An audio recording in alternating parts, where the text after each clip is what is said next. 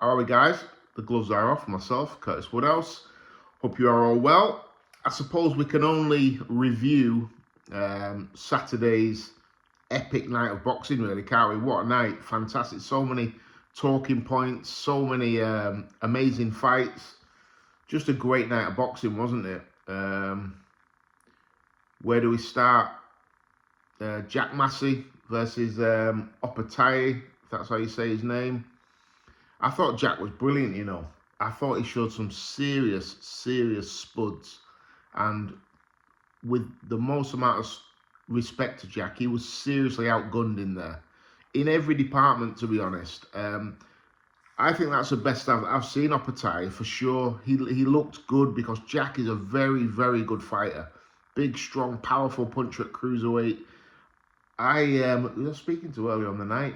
I said, I fancy a little upset here, you know. But yeah, Opetaia just looked a good few levels above, and he looked the best cruiserweight on the planet. Chris Billam-Smith might argue that, but that was a fantastic win and a fantastic performance. And fair play to Jack. I mean, he took some serious stick. And Joe Gallagher, I think, put the towel in at just about the right time. But outstanding performance. And yeah, Jack showed some serious spuds. So that got the night off in a good way. And then I was going to skirt over this, but I suppose you guys come to me because you think I speak the truth, I suppose, or my truth. People don't have to agree, but it is what it is. We had the women's fight, Raven Chapman against Sky Nicholson. And I've tried so much with women's boxing. I really have. I don't come at it from a sexist point of view. I know a lot of the women fighters. Obviously, I've met them. I've trained alongside them as well. It's no disrespect to what they're doing. I respect their craft, their effort. You know, they put in the same amount of effort as men do, more sometimes, is what it is. The grafters. But the product is just poor, in my opinion. It's poor. The standard of women's boxing is very poor. I've probably seen 2 or 3 good fights in my whole lifetime. And I feel like they're trying to ram it down our throats. And I always judge it on merit. And the standard is very poor. I think a big part of that is the 2-minute rounds. It's all helter-skelter and it's too fast, it's too furious, there's no quality. Throwing 15 punches, landing 1, and I just don't like it at all. And I feel terrible for saying this, but it's just my honest opinion. Like I said, I respect the girls, I love what they're doing, they're trying the best that they want to achieve, just like the men do. But the product is poor, however you want to dress it up. When the bell goes, the standard is very poor. You've got probably one good fighter in each division. It's full of mismatches because you get a really good full-time professional women's athlete boxing a dinner lady most of the time. And the mismatches are terrible, and when it looks bad, it looks really bad. And I'm just not a fan. And like I said, I feel terrible for saying that. And I'm probably going to get a huge backlash for this. But it's just my honest opinion. It's nothing against the girls at all. I've got a daughter myself. I want equal rights for everybody, men and women. And, you know, the women get as much pay as they can. And I'm all for it. I'm all for, you know, women competing in sport and equal rights and all of that jazz. I just don't like the product of women's boxing. I think it's the standard. It's not good enough. So I watched about 3 rounds of that, and I was losing the will to live. So I took myself off the settee, went to have a couple of beers in my kitchen, and came back when it was over. I just hated every second of it. Yeah, sorry, any girls listen to this, and I apologise, but it's just my honest opinion. Next up was Chris Eubank Jr, who, excuse me, I've always got a little soft spot for him. I don't know why, but I have. I just like him. Probably because I liked his dad, I suppose. But I just like the whole Eubank Jr thing. I like his persona. I like his attitude. I like the fact that he's doing it his way. And he don't give a monkeys what anybody else thinks. He's doing it his way. He's playing by his rules, and like it or lump it. And you know what? In the lead up to the fight, there's nobody got more column inches than Chris Eubank Jr. And he was probably in the least respected fight on the whole card. The fight really didn't mean anything. It wasn't an eliminator. It was for nothing. I'd never even heard of the other guy. But you talk about column inches, and Chris Eubank Jr. probably swamped them all. I like him. Kid can fight as well. He's exciting. He's brave. He's good to watch. You know, I'm talking about the women's product. Chris Eubank's good to watch. He's not in many stinkers, Chris Eubank Jr. And I like him. I do. And I hope he goes on and has some big fights, because everybody will tune in to watch a Chris Eubank Jr. fight. I really enjoy him. Like I said, I don't know the kid that he boxed. He looked a little bit leaky early on in the fight, was getting caught with a few shots. But as soon as he got his rhythm and he put his shots together, I think he put him down 4 times, didn't he? And dominated the fight, really. And won comfortably. Hated the Conor Benn thing, jumping in after. You know, this is a guy with no license. Failed a drugs test, has shown 0 evidence of how that drug was found in his body. 0. He's currently allegedly serving a silent ban, and he's jumping up and down, you know, like Al Capone when the kid went to private school. It is what it is, isn't it? It's embarrassing, the whole thing. But you know, I do on the flip side of that, I do believe that once he's served his ban and he's had his punishment, he will be back into boxing. He'll be welcomed with open arms, not by people like myself who don't think that people that take performance enhancing drugs. I've got my own thoughts on this. It's a video for a different time, I suppose. But he'll be welcomed back. You know, he'll be in big fights. Looks like that Chris Eubank Jr. fight looks like it's going to happen. I would like Turkey Al-Sheikh to kind of make a stand on it. Anybody failed a drugs test doesn't fight on our shows. I'd like that stand to be made for performance enhancing drugs, which is a completely different case to someone like Liam Cameron, who boxed later on in the show, who popped for cocaine. Completely different to taking cocaine. I'm not saying it's right, but it's completely different taking cocaine and then one taking performance enhancing drugs that make you punch faster, harder, and for longer. But yeah, that's a video for another time. Looks like that fight's going to happen. But Chris Eubank Jr. really enjoyed his performance. I just like the whole Chris Eubank Jr. thing. Maybe, like I said, I was born in 1980, so I was brought up with his dad and Nigel Benn. And you know what, as well, I think I've said in another video before, I loved Conor Benn coming through. I loved the story. I was right behind him. I loved his attitude.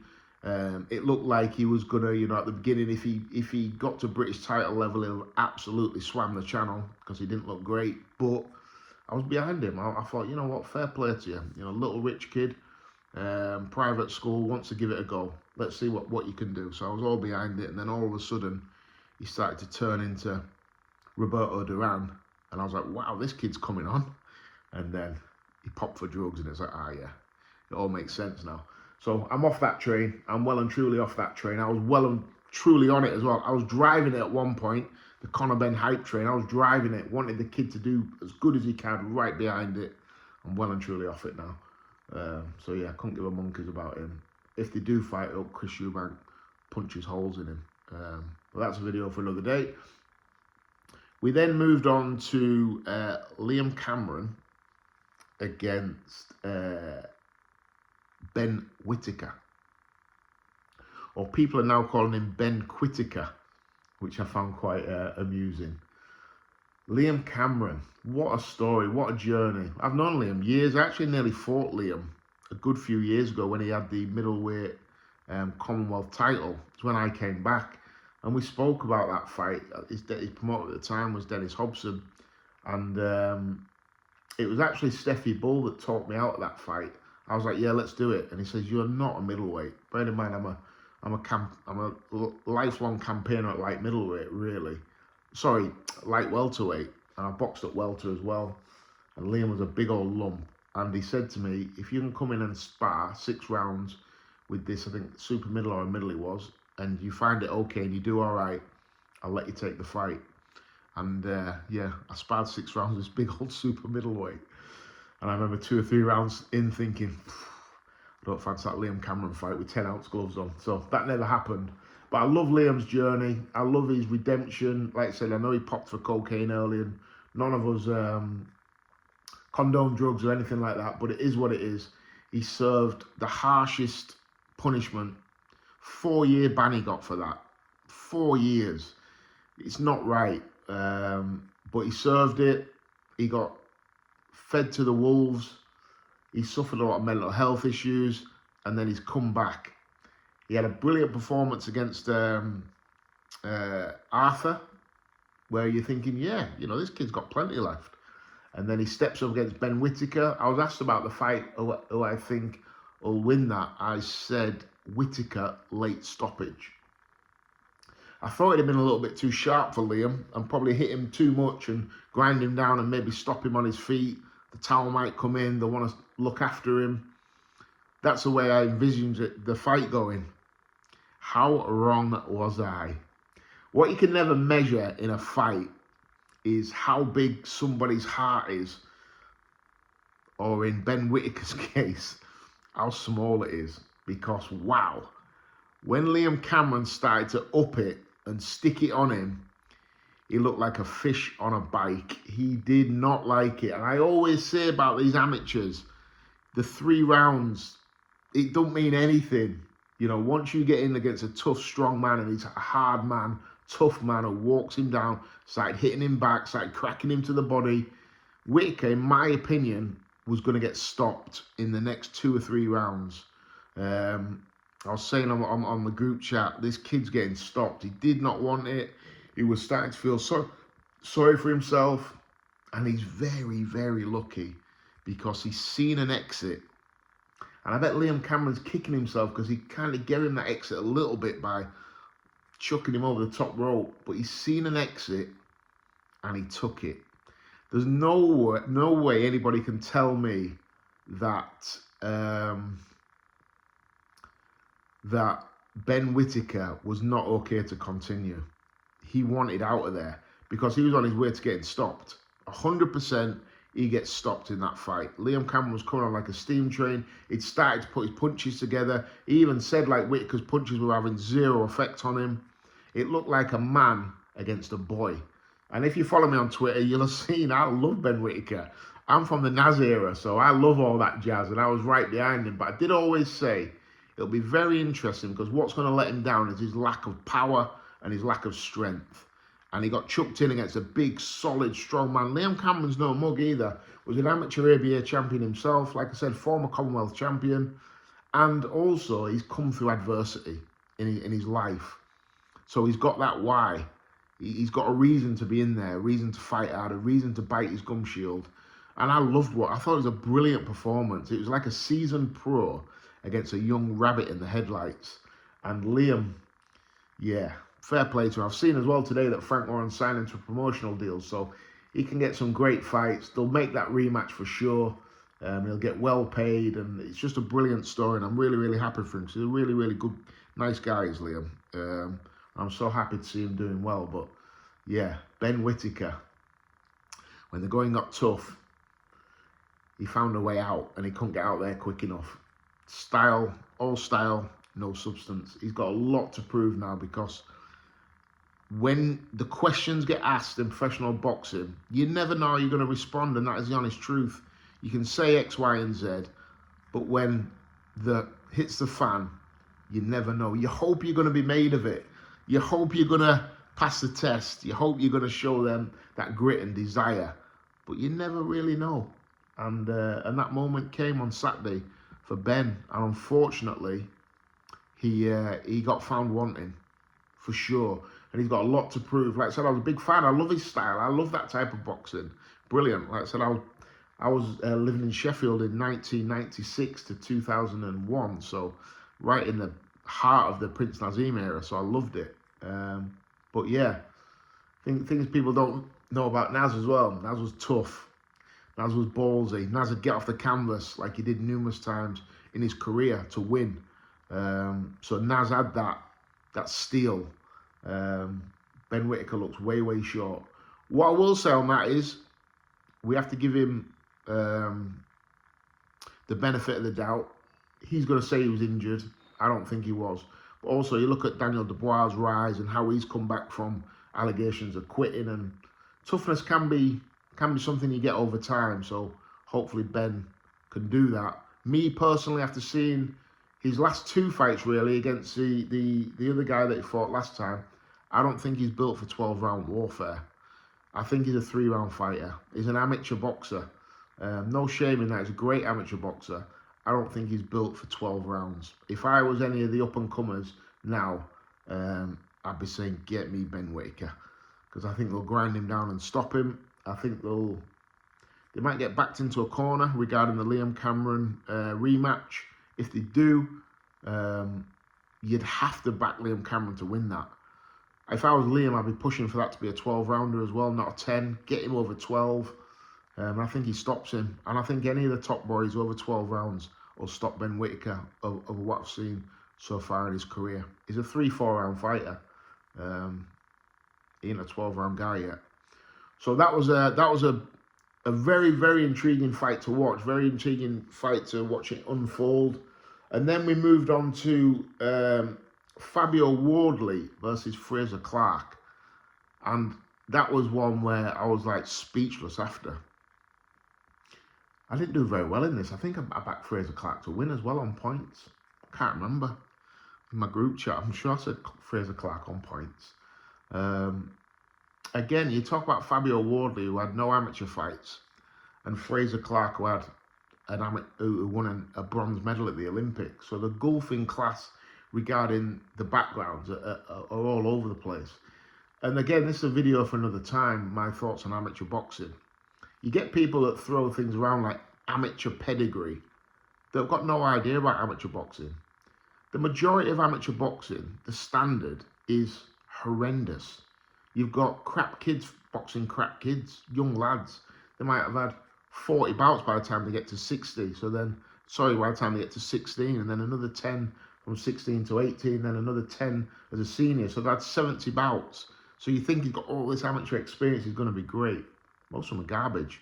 I know that because I've been around amateur gyms. I've been around amateur shows. The standard's not very good. The ones that get to the elite level, like your Frazer Clarks, they fight all over the world, all over the country. They're in against good guys. So that amateur pedigree, once you're at that level, absolutely counts for something. And that's why I was leaning towards Frazer Clarke to beat Fabio Wardley. Someone actually said to me Saturday morning, if them two had a fight in a pub, who do you think would win? And I said Fabio Wardley. And that's basically how the fight went. It ended up being a pub brawl. And Fabio Wardley's super aggressive. He can punch like mad.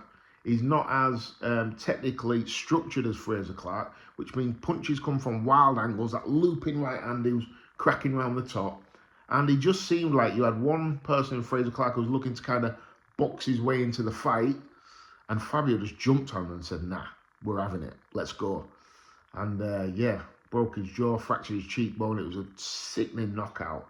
A beautiful knockout if you're Fabio Wardley, but if you're Frazer Clarke, a sickening one. And I hope he's okay. It's an injury I've had myself. They said he had a fracture of his cheekbone, so I know that injury well, and it's very painful. They had to go in through the back of my eye and pop my cheekbone back out, so he'll probably have a similar operation, but very painful. But yeah, Fabio Wardley, what next? You know, there's a huge gulf, people say, from that level to world title level, but there's still some great fights out there which I wouldn't not fancy him to win. He's an handful. So yeah, fair play to him. He's really announced himself on the world scene for sure. I'd stick him in with somebody like Derek Chisora. Someone like that. I think he'd splatter Chisora. I think he'd do Chisora early in a couple of rounds. But if I'm looking after Wardley, I'd try and put him in with a name. Even Dillian White. The Dillian White fight's a great fight. I don't know if they're mates or not, but who cares? I don't care. I'm just talking about what I'd like to see. Fabio Wardley versus Dillian White is carnage. I would love that fight. So yeah, I mean, he's right in the mix. Why not stick him in with Moses Atamu? Everyone's saying Moses is the second coming of Jesus Christ. Stick him in with Fabio. Let's see where he's at. Yeah, so many great fights, and that was a proper heavyweight shootout. Loved it. Yeah, and then we went on to the big one, Bivol versus Beterbiev. I've seen everyone's opinions on this fight. It's been a little bit all over the place, hasn't it? Eddie Hearn saying that the judge that gave it to Beterbiev by, was it 4 rounds, should never work again. A lot of rounds were nip and tuck, quite tight. I can see how it could be lopsided. Personally, I had Bivol winning by 2 rounds, but I had a lot of close rounds where I was like, don't know if I've got that one right. So you have a few of them. You have 2 or 3 swings there, and all of a sudden you have Beterbiev winning by 2 rounds. I agree. The judge that had it to Beterbiev by 4 rounds, I see that was way, way too wide. But I think it's a 1-2 round fight either way, if I'm going to be perfectly honest. One of those fights where when the bell goes, when you're in them, you're not sure. And us fighters, a lot of us have been in them where the bell goes, you're like, I think I've got that, but I'm not sure. That's close. You know if it's close. I think both of them knew it was close. High level, wasn't it? High level. You know, both of these two top fighters. It's just a shame, really, that no one really knows who they are outside of the boxing fraternity. If you talk Beterbiev, Bivol, no, my grandma would be like, I haven't got a clue who they are. If you went into the majority of the pubs in England and asked who they were, no one would know who they are. It's a shame, really, because as good as you're ever going to see, really, at light heavyweight, 2 class operators, 2 seem like great guys as well. And Bivol took the loss with dignity, didn't he? And even Beterbiev didn't gloat, just took it in his stride. 2 top men. And that rounded off a brilliant night of boxing. The one thing, and I stayed quiet on this as well, the one thing that is missing is the atmosphere, innit? When you're watching it and you're watching like great fights, you don't get that atmosphere through the TV as what you get like when you're at I'm going to say MEN Arena, I'm sure my age. When you're at Manchester or you're at the Sheffield Arena or you're at Wembley, it's not the same, is it? And you do miss something through the TV on that. But I suppose the flip side of that is you're getting some unbelievable fights. So I'll take it. But yeah, it's just lacking that little bit of atmosphere when it's over in Saudi Arabia because of the culture. And like I said, when you got it in England, you've got 20,000 people that have been drinking all day. And you just haven't got that in Saudi Arabia. So I suppose you can't have everything, can you? If you offer me a card like we had, but the atmosphere is not going to be great, I'd take the card all day long. Brilliant card, some great fights. And the next one up is Fury Usyk too, and I can't wait for that. Look at some of the fights on there. I'm like, wow, I can't believe that's had some criticism either. Some of the fights on that are like, wow, that's going to be a banger. So I can't wait for that one. But yeah, Saturday night had fantastic nights. Boxing and yeah, they're just my honest thoughts on all of it. Like I said, I go back to the women's fight. I feel terrible saying what I said, but I suppose it is what it is. There'll be loads of other people feeling like I feel, I'm sure. Whether they say it or not, a different story. But I can't get on with it. And yeah, performance of the night.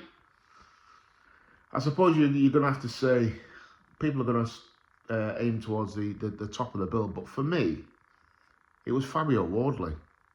There's nothing like the heavyweights, is it? He came out and basically came to have it straight off the bell.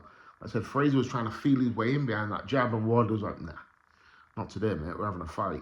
And he let his hands go. And he's the one for me where I came away thinking, wow, where's Fabio Wardley's ceiling?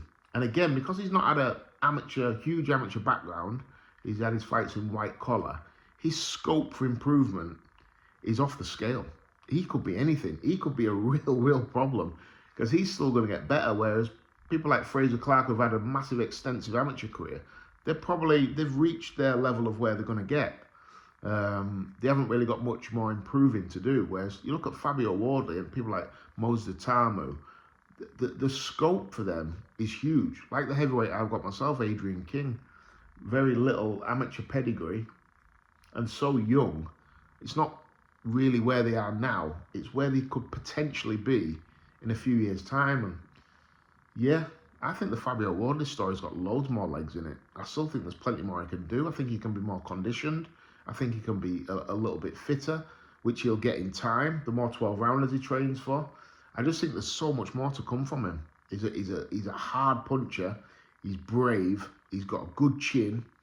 He's got a good jab. He's got fast hands. He's very, very athletic. I really like him, mate. I'd love to see him in with someone, like I said, either Derek Chisora, a Dillian White. I'd chuck him in with Jared Anderson. I absolutely would.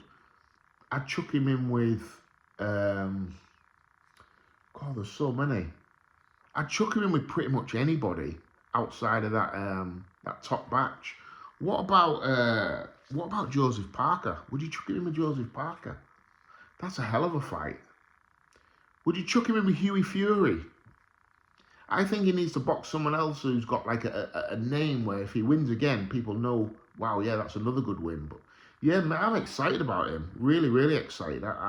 He can go on and be right up there. Fight for world titles for sure. I think he will definitely. And with his power and his aggressiveness and his balls of steel, you can't back him. You can't go against him against anyone. People might be too refined and box him and keep him at bay or whatever, but mate, he's going to be in there pitching. Big fan, like him. They actually rang for some sparring for him to spar Adrian a bit back. I can't remember why Adrian got cut, I think, so we couldn't go down. Yeah, looks like we dodged a bullet. But anyway, I'm rambling on. Brilliant nights of boxing, and I'll be on again soon. Like I said, I've got a couple more videos that I'd like to talk on. One of them is amateur boxing. I'm not a fan. I'm not a fan at all. I think it's very, very poor. I think it's probably the most overrated component in professional boxing is amateur boxing. The most overrated. Also, women's boxing. I'd like to do a video about that so I can kind of explain myself fully and in a lot more detail. So they're probably going to be my next 2 videos for the gloves are off. Hope you're all having a great Monday, and I'll get this downloaded now.